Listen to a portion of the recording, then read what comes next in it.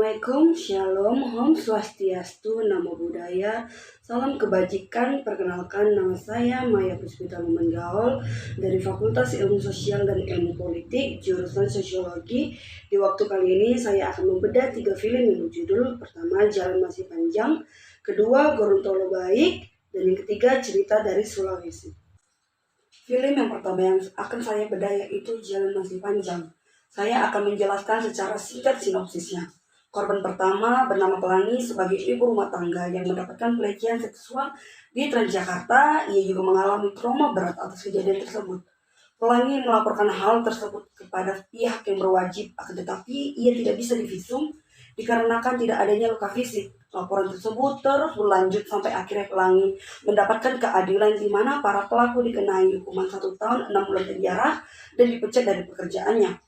Korban kedua bernama Matahari, perempuan penyandang disabilitas intelektual yang berusia 24 tahun namun secara mental ia berusia 12 tahun, menjadi korban pemerkosaan di sekolah oleh gurunya. Ia juga sempat mengandung atas kejadian tersebut. Pihak keluarga yang mengetahui hal tersebut segera melaporkan ke pihak polisi. Setelah melalui proses persidangan, hakim memutuskan 9 tahun penjara.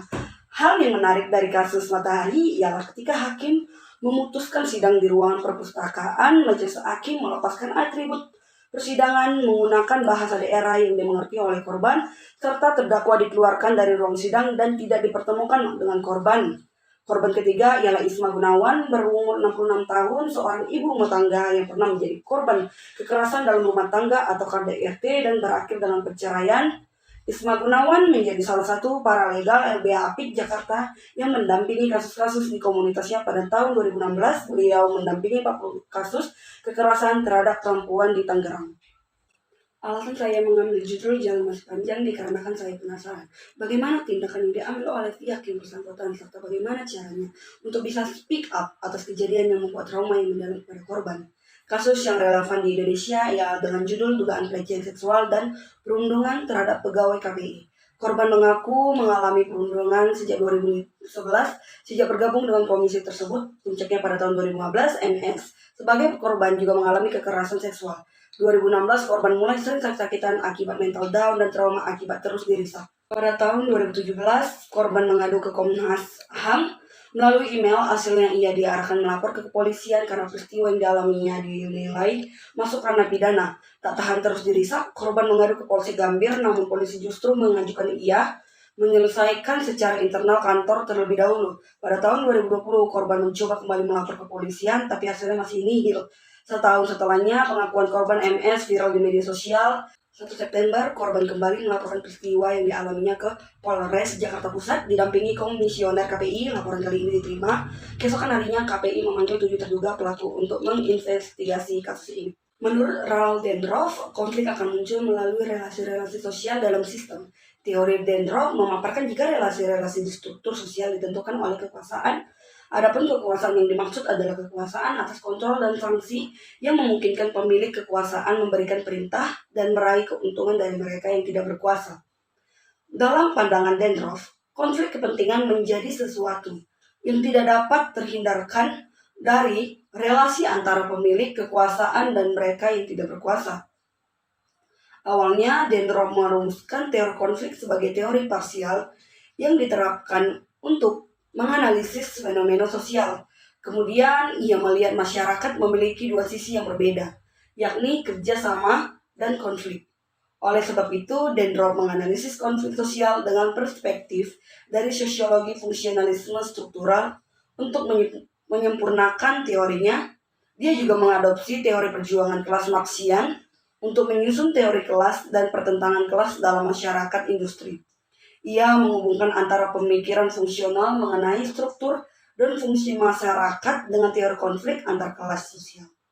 Tidak hanya itu, Dendroff juga tidak melihat masyarakat sebagai suatu hal yang statis, tetapi dapat berubah oleh adanya konflik sosial yang terjadi. Kesimpulan, film yang berdurasi 20 menit itu mendokumentasikan perjuangan 3 perempuan korban kekerasan seksual untuk memperoleh keadilan dan diajarkan guna menyemangati penyintas kekerasan bahwa keadilan bisa didapatkan. Gorontalo Baik. Dalam film ini menceritakan tentang 2 pengusaha yang laris di mana mereka memanfaatkan bahan-bahan lokal yang ada di sekitar mereka. Namun mereka juga memilih untuk tidak mengambil untung besar karena menurut mereka usaha yang mereka buat dapat membantu masyarakat sekitar dan mereka selalu bersyukur dengan omset seadanya yang didapat sehari. Serta jagung lokal yang dikatakan hampir punah dikarenakan minim orang yang mau menanam jagung, dikarenakan nilai jual pasarnya kalah dengan nilai barang yang lain. Untuk film dari Gorontalo, baik ini tidak ada fenomena yang terjadi dari kasus-kasus di Indonesia. Untuk konflik dan tokohnya tidak ditemukan adanya karena tidak adanya perlawanan sama sekali. Kesimpulannya, bahwasanya mereka hidup sederhana dengan apa yang telah diberikan oleh alam, serta mereka berupaya untuk melestarikan apa yang sudah mereka buat. Mereka tidak mau mengikuti pengusaha yang selalu berkembang, tetapi mereka memilih jalan untuk tetap berjualan dengan cara mereka sendiri.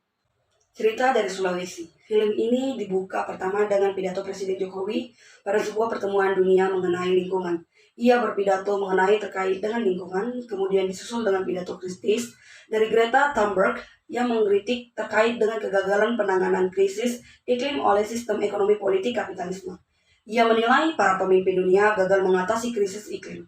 Indonesia justru di tengah krisis iklim malah terus menerima model ekonomi pengerukan yang memfokuskan pada eksploitasi alam, konsentrasi pada industri pertambangan nikel dan batu bara, padahal kita tidak tahu secara bersama energi tersebut telah mengancam keberlangsungan ekosistem.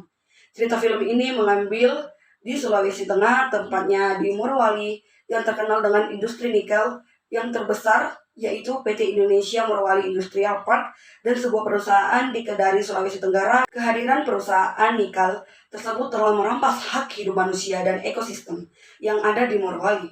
Terjadi pencemaran terhadap ruang hidup warga. Selain itu, ada kesenjangan upah yang berbeda antara buruh asing dan lokal. Inilah wajah dari industri pertambangan yang selalu membawa kehancuran. Alasan saya mengambil judul cerita dari Sulawesi, di mana ingin mengetahui bagaimana tanggapan masyarakat Sulawesi melihat adanya industri pertambangan nikel. Cerita yang relevan dengan realita di Indonesia ialah Kabupaten Seruyan.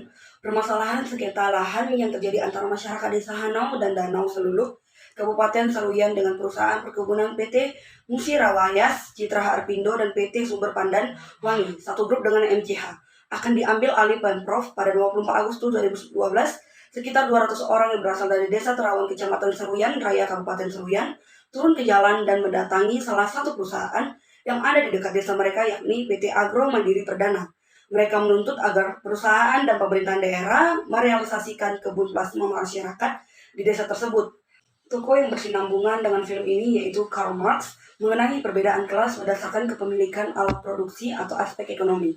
Salah satu penyebab terbesar dari terjadi konflik yakni diterapkannya sistem kapitalisme. Dalam hal ini, kelompok pemilik modal ingin mengambil keuntungan sebesar-besarnya, sehingga memicu pertentangan dari kelompok buruh yang menuntut keadilan terhadap upah dan kesejahteraan. Kesimpulan, pemerintah membuka investasi besar-besaran untuk melakukan pembangunan perusahaan nikel untuk memenuhi kebutuhan dunia, tetapi pemerintah tidak memperhatikan daerah yang berdampak akibat pembangunan perusahaan nikel dan tidak adanya upaya untuk menanggulangi keluhan masyarakat terhadap kerusakan lingkungan.